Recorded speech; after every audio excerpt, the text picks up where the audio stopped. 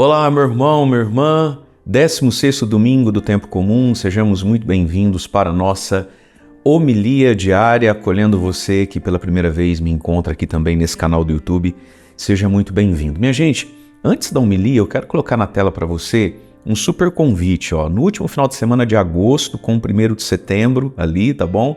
Olha que evento maravilhoso vai acontecer em Curitiba, lá no ginásio do Paraná Clube, o Vem Pra Tenda Brasil. Movimento dos Campistas, que está promovendo esse grande encontro de evangelização. Eu vou estar por lá e olha aí quanta gente boa vai estar presente também. Está na tela aí para você, as inscrições são por esse site, então você campista ou não campista, vamos estar juntos, tá bom? Se organize, dá tempo e vai ser um grande encontro de evangelização.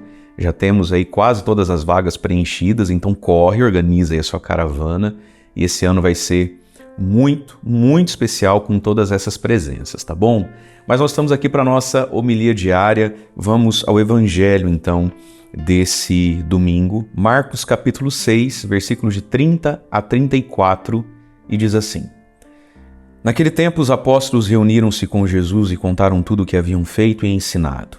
Ele lhes disse: Vinde sozinhos para um lugar deserto e descansai um pouco. Havia de fato tanta gente chegando e saindo que não tinham tempo nem para comer. Então foram sozinhos de barco para um lugar deserto e afastado. Muitos os viram partir e reconheceram que eram eles. Saindo de todas as cidades, correram a pé e chegaram lá antes deles. Ao desembarcar, Jesus viu uma numerosa multidão e teve compaixão, porque eram como ovelhas sem pastor.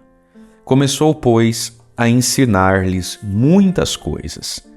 Palavra da salvação, glória a vós, Senhor. Jesus encheu-se de compaixão e começou a ensinar-lhes muitas coisas. E tudo isso porque Jesus é o bom pastor. Jesus é o pastor que nos conduz.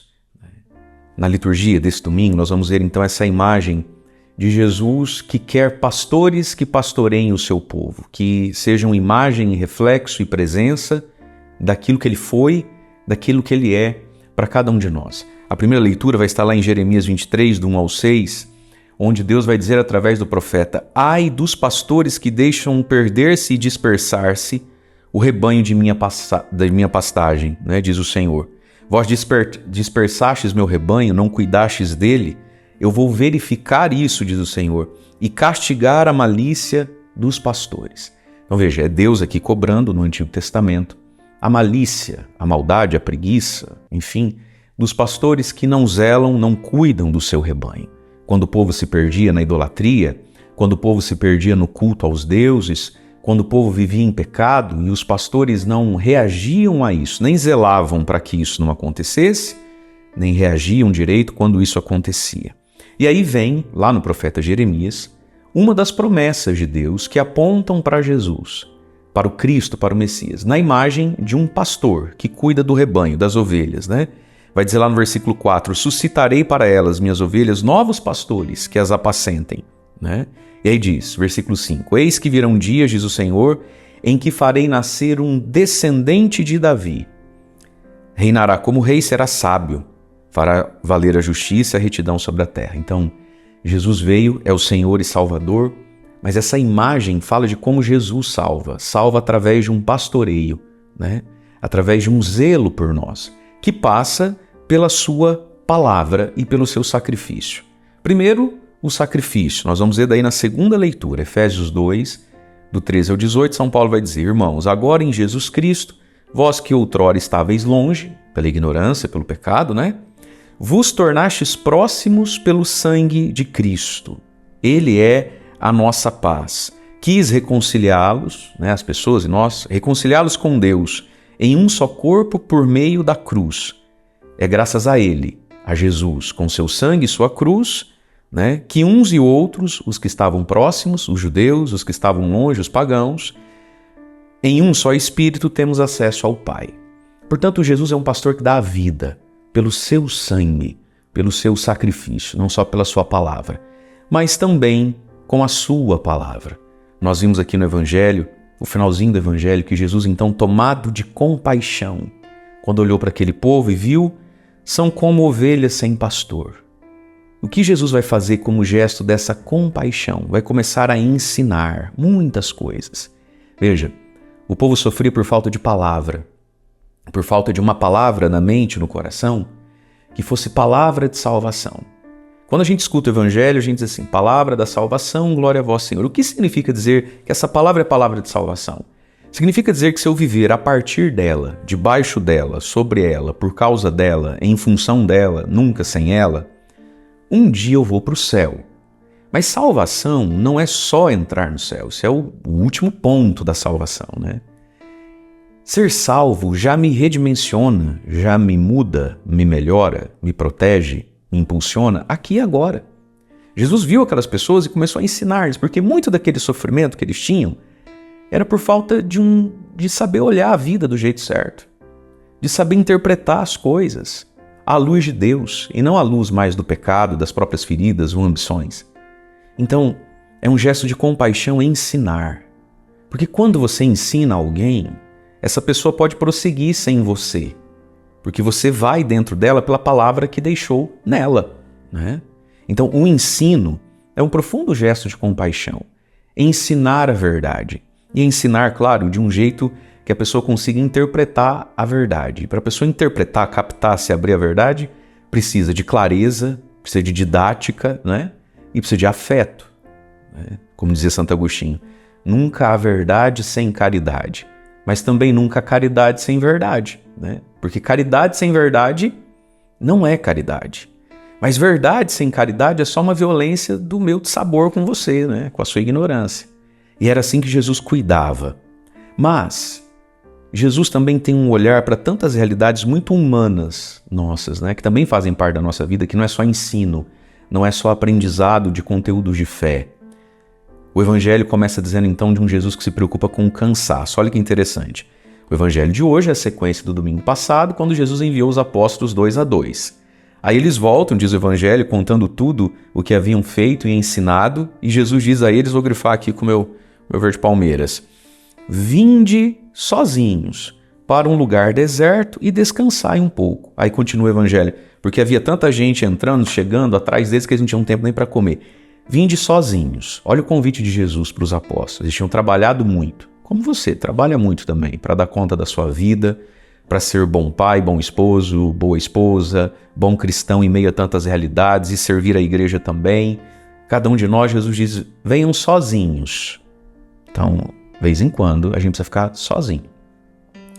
Num lugar deserto, para descansar. Descansar onde? No deserto. Mas deserto não é propriamente um lugar de descanso, não é? Deserto é lugar de travessia, de penitência. Veja, existe um descanso, gente, que não está no prazer. Existe um descanso que não está em ver mais uma série, mais um filme.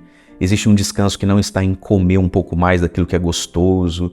Existe um descanso que não é dormir só até mais tarde. Existe um descanso que está no deserto. Porque no deserto só tem Deus. Então vamos lá. Muitos de nós, às vezes, nos sentimos cansados, fisicamente, né, por dentro. Muitos de nós nos sentimos cansados do bem, da fé, do dever. Aí a gente quer descansar. E alguns dos nossos descansos não nos descansam, eles só nos deixam mais eufóricos, mais estimulados, mais dopados, né? Venham para um lugar deserto. Deserto é silêncio, moderação. Deserto é lugar onde eu fico voltado para Deus. Por isso a importância do silêncio na nossa vida. Gente, nós precisamos aprender a fazer silêncio. Até porque, né, quem não faz silêncio não sabe falar bem, não sabe se comunicar direito. As pessoas muito tagarelas, né? Então veja, o silêncio. Venham descansar onde? Num deserto. Sem tantos estímulos. Para ali ter acesso a Jesus. Então, ir para o deserto com Jesus não tem outras distrações e nem outras possibilidades a não ser Jesus. Nós precisamos criar para nós esse deserto, que é a nossa vida de oração diária, que são os nossos propósitos, que é o nosso ir rezar. Entende isso? E ali a gente encontra esse tal descanso e descansar um pouco. E eles iam descansar o corpo, a mente, o espírito, a alma, porque a missão é demais. Olha, eles não têm tempo para nada. Jesus quer até se afastar, a multidão reconhece, corre atrás, eles não dão sossego. E aí Jesus olha, porque descansado talvez, e sente compaixão. Então, meus queridos, o descanso e a compaixão. Alguns de nós estamos cansados e é por isso que não estamos conseguindo mais nos compadecer. E a gente renova dentro de nós essa caridade, essa paciência, né, para com o próximo, conosco mesmo. A gente renova em nós esse santo desejo de não pularmos fora, né, da nossa missão quando a gente encontra esse deserto, esse silêncio com Deus.